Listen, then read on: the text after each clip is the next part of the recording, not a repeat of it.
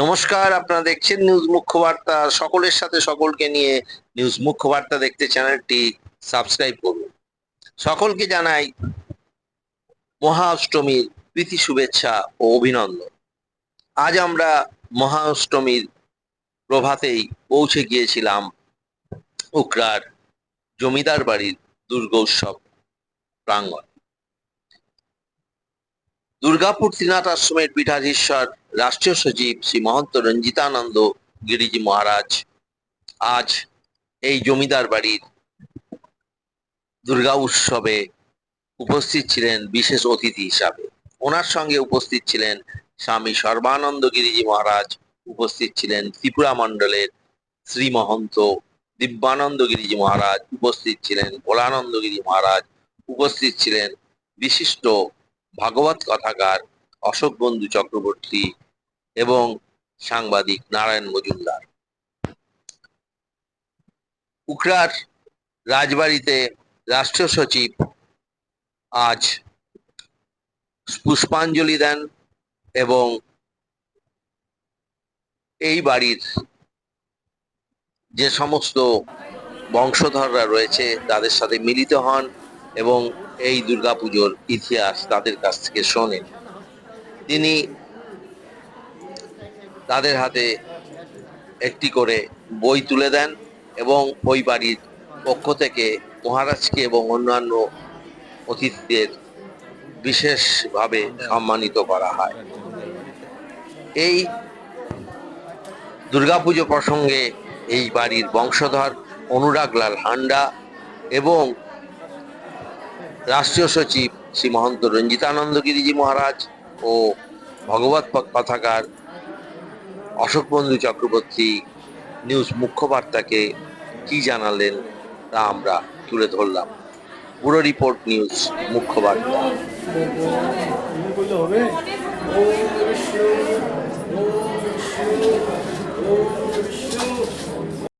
হ্যাঁ, শুরু হয় শম্ভুনাথ লাল সিং হান্ডা 1841 খ্রিস্টাব্দে উনি এই দুর্গাপুজো শুরু করেন। উনার একমাত্র কন্যা সন্তান অল্প বয়সে মারা যান এবং দুঃখে উনি কষ্টে উনি চারিদিক ঘুরে বেড়াচ্ছিলেন, তীর্থ করছিলেন, ওনার মন শান্ত হচ্ছিল না। ওই সময় আমাদের যে রাজপুরোহিত ছিলেন উনি উপদেশ দিলেন যে আপনি মায়ের পুজো শুরু করুন, মাকে মেয়ের রূপে নিয়ে আসুন। প্রত্যেক মানুষেরই মেয়ে বিয়ে হয় যেরকম শ্বশুরবাড়ি চলে যায়, আপনি মনে করবেন আপনার মেয়েও তাই হয়েছে এবং বছরের এই দুর্গাপুজোর কটা দিন আপনার মেয়েই আপনার কাছে আসছে এবং ওই হিসেবেই আমাদের এখানে দুর্গাপুজো হয় মাকে মেয়ের রূপে। এবং দশমীর দিন মাকে যখন বিদায় দেওয়া হয়, বাড়ির যিনি জ্যেষ্ঠ তিনি মাকে পুজো করেন মেয়ে হিসাবে এবং বিদায় দেন। আমরা শুনে নিলাম এই পুজোর মাহাত্ম্য। এবার আমাদের সঙ্গে উপস্থিত আছেন আমাদের রাষ্ট্রীয় সচিব শ্রী মহন্ত রঞ্জিতানন্দ গিরিজি মহারাজ। ওনার এই দুর্গাপুজোয় প্রথম আসা এবং উনি যদি কিছু বলেন কেমন এই পুজোর মাহাত্ম্য। দুর্গা দিনে আসেনি, দুর্গা আসেনি জয় জয়, কাল বিনাশিনী কালী জয় জয়, ওম হ্রিং দুর্গায় রক্ষিণী স্বাহা। শ্রী দুর্গাদেবী শ্রীচরণে প্রণাম নিবেদন করে আমরা বড় সৌভাগ্যশালী উকরা রাজবাড়িতে এসে, রাজবাড়ি বলুন জমিদার বলুন চাহে একজন ভারতের স্বেচ্ছাচারী নাগরিকের বাড়িতে গৃহীতে আমরা মা দুর্গা দেবীর বাৎসরিক পূজা এবং স্বমূর্তির শ্রীমূর্তির শ্রীচরণ দর্শন করতে আসতে পেরেছি। আর সেটা আমাদের অশোক বন্ধু চক্রবর্তীর মাধ্যমে। ওনার চেষ্টায় প্রচেষ্টায় মধ্যস্থতায় আমরা এই রাজবাড়ির সঙ্গে সুসম্পর্ক প্রতিষ্ঠা হয়েছে এবং সেই সুসম্পর্কে সম্বাদে আমাদের আহ্বান করেছেন, আপ্যায়ন করেছেন। আমরা এসে মায়ের শ্রীচরণ দর্শন করে আমরা কৃতার্থ হয়েছি, আমরা জীবনে ধন্য হয়েছি যে একটি রাজবাড়ির রাজ অতিথি হয়ে এসে মায়ের শ্রীচরণ দর্শন করার সুযোগ পেয়েছি। এখানকার যারা বর্তমান পদের এই গৃহের কর্তা যারা রয়েছেন, আমাদের দুনিয়ার রাজা বলতে পারি, এখন বর্তমান সময়ের রাজা। এখনকার তার রাজ পরম্পরা নেই, এখন আমরা আমাদের মতোই সব সমান হয়ে গেছি। তথাপি আমাদের ইতিহাসকে তো আমরা ফেলে দিতে পারবো না। তাই এই মা ভগবতী দুর্গতি নাসিনী উনি 10 হাতে কৃপা করেছেন এই বাড়ি, এই বংশ, এই এলাকাবাসীর উপরে, যে এই রাজবাড়ির থেকে, এই পরিবারের থেকে উনি পূজা নিচ্ছেন। ওনার মাধ্যমে এই এলাকাবাসীকে উনি আশীর্বাদ অভয় দিয়ে যাচ্ছেন। আমরা ওনার অভয় প্রার্থনা করি।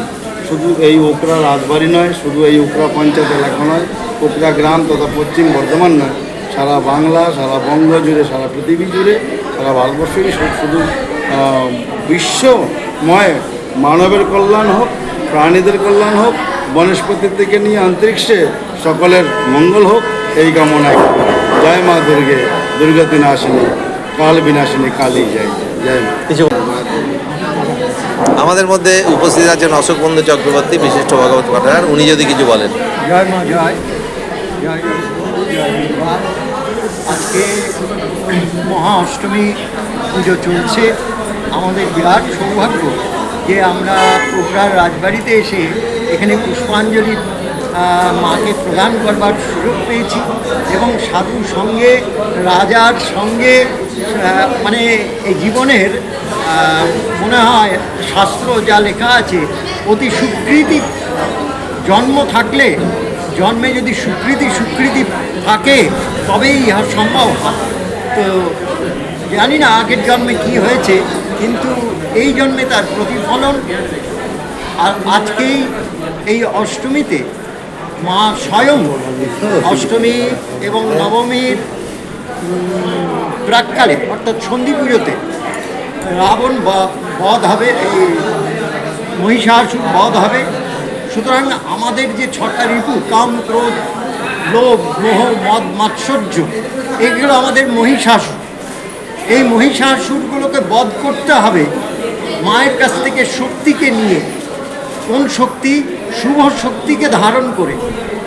আজকে বর্তমান জগতে, সারা বিশ্বে, সারা ভারতবর্ষে, এমনকি আমাদের ঘরের মধ্যেও পর্যন্ত স্বামী স্ত্রী, পিতা পুত্র, কোনো সদ্ভাব নেই, সদ্ভাবনা নেই।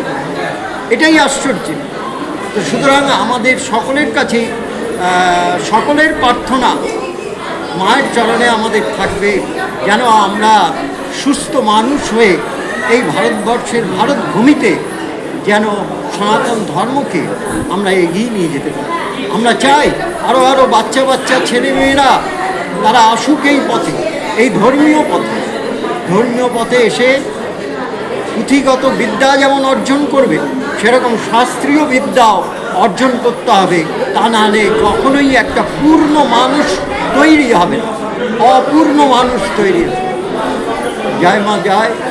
সমস্ত সাধু চরণে আমার ধন্যবাদ, প্রণাম। রাজার বংশ পরম্পরায় যারা এসছেন তাদের প্রণাম, সমস্ত ব্রাহ্মণকে প্রণাম এবং উকরাবাসীর চরণে আমার অনেক কোটি প্রণাম রেখে আজকে জয় মা। আমরা এতক্ষণ শুনে নিলাম এই জমিদার বাড়ির মাহাত্ম্যের কথা। এবার আমরা পরের এপিসোডে ফিরে আসছি। আপাতত আমরা বিরতি নিচ্ছি। মহারাজ।